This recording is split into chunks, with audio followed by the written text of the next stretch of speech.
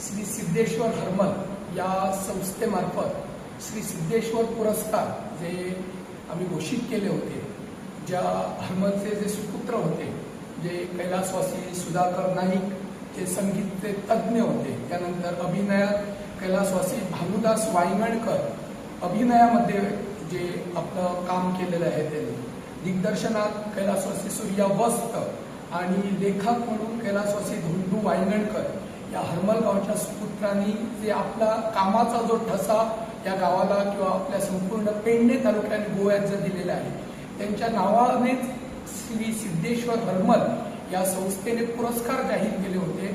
आणि या पुरस्काराची जी माहिती होती आम्ही संपूर्ण पेडणे तालुक्यात पोहोचवली होती आणि जवळजवळ 20 ॲप्लिकंट या पुरस्कारासाठी आले होते वेगवेगळ्या क्षेत्रामध्ये. त्याच्यात आपण बघितलं तर संगीतकार म्हणून, अभिनय, मग दिग्दर्शक आणि लेखक असे वेगवेगळ्या क्षेत्रातून 20 जे कलाकार आहेत यांनी आम्हाला ॲप्लिकेशन्स दिली होती. आणि आज पेडण्यातले जे ज्येष्ठ नाट्यकर्मी किंवा ज्येष्ठ संगीत दिग्दर्शक किंवा संगीत मार्गदर्शक म्हणून नाना आसोलकर आणि काका प्रभू देसाई यांच्या उपस्थितीत ही पुरस्कार आपण जाहीर करत आहोत.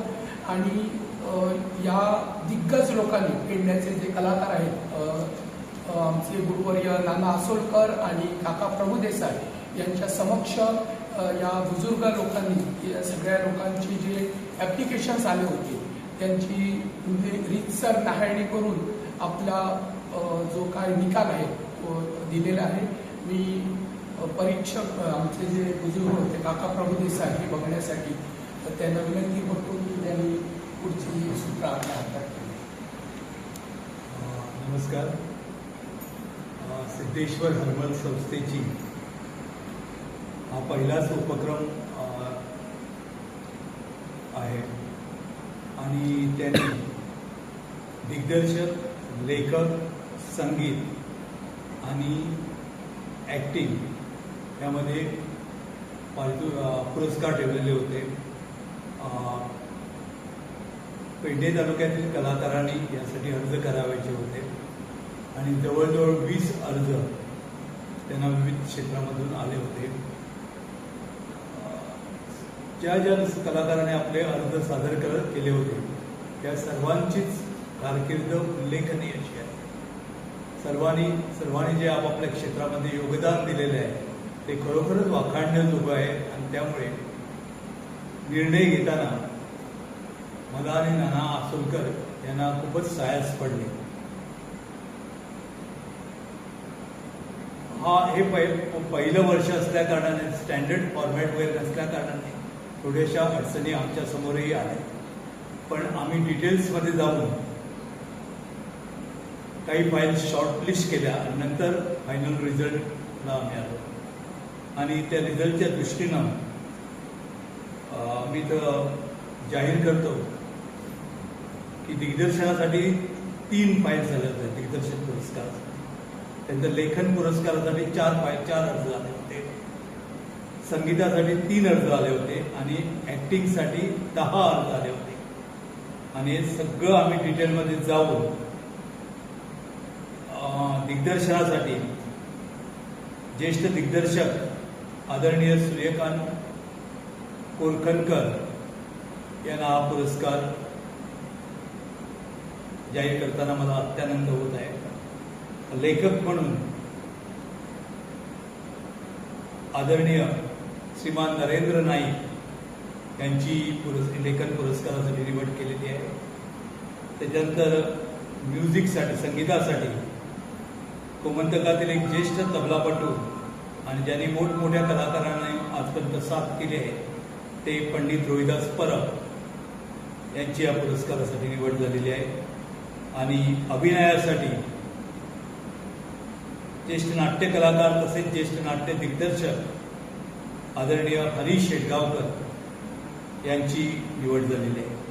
या 4ही दिग्गज कलाकारांचं मी मनापासून हार्दिक अभिनंदन करतो.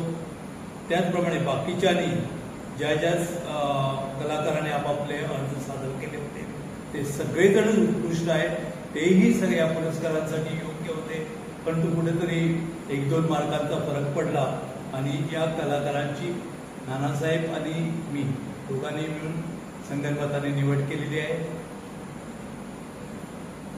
ज्यांना हे पुरस्कार मिळाले नाहीत त्यांनी उदास व्हायचं किंवा नाराज व्हायचं काही कारण नाही. त्यांची खरोखरच त्यांचीही कारकिर्दी, त्यांचंही योगदान, त्यांनी या क्षेत्रात केलेलं काम खरोखरच उल्लेखनीय आहे आणि मी त्यांचंही अभिनंदन करतो आणि ज्यांची पुरस्कारांसाठी निवड झाली त्यांचं पण अभिनंदन करतो आणि थांबतो. आज ह्या पुरस्कारांची निवड करताना जे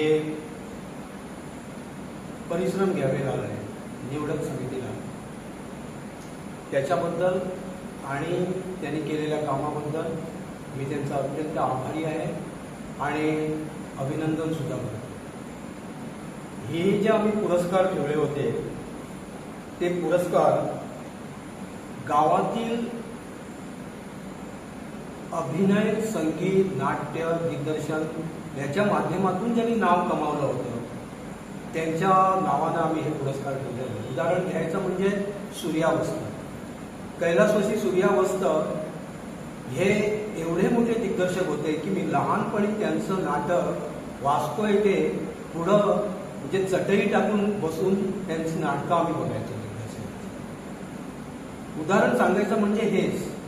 आणि असा सुद्धा प्रसंग आला एक वेळा की त्यांनी केलेलं नाटकाचं परीक्षण करण्याची संधी सुद्धा माझ्या आयुष्यात आली.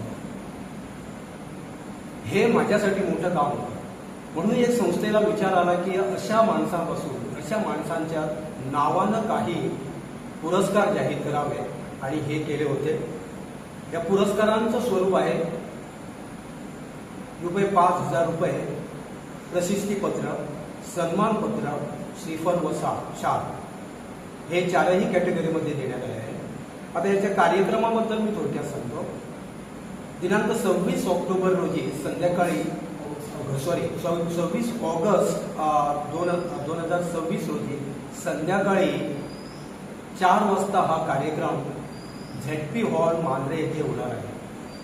आणि ह्या कार्यक्रमात ह्या चारही दिग्गज कलाकारांचा म्हणजे सन्मान करण्यात येणार आहे किंवा त्यांचा सत्कार करण्यात येणार आहे. ज्या ज्या लोकांनी, ज्या ज्या कलाकारांनी म्हणजे ह्या स्पर्धेमध्ये, ह्या स्पर्धा नाही, ह्या आमच्या उपक्रमामध्ये जो सहभाग घेतला त्याच्याबद्दल मी त्यांचे सगळ्यांचे आभार मानतो आणि विनंती करतो की हे जे पुरस्कार आहे ते वार्षिक पुरस्कार आहेत.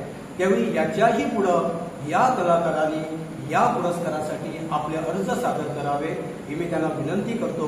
कोणीही हिरमुसले होऊ नये. आम्ही फक्त एका वेळीच एकच सगळ्या कॅटेगरीमध्ये एकालाच देऊ शकतो. पण याच्यानंतर सुद्धा काही आता जे कोणी ॲप्लिकेशन्स केले आहेत त्यांना याच्यानंतर सुद्धा मिळू शकतात. त्यावेळी मी सर्वांना विनंती करतो की वार्षिक पद्धतीप्रमाणे असल्यामुळे वार्षिक पुरस्कार असल्या कारणानं आपण याच्या पुढेही या पुरस्कारांना आपले निवेदन देऊ शकतो.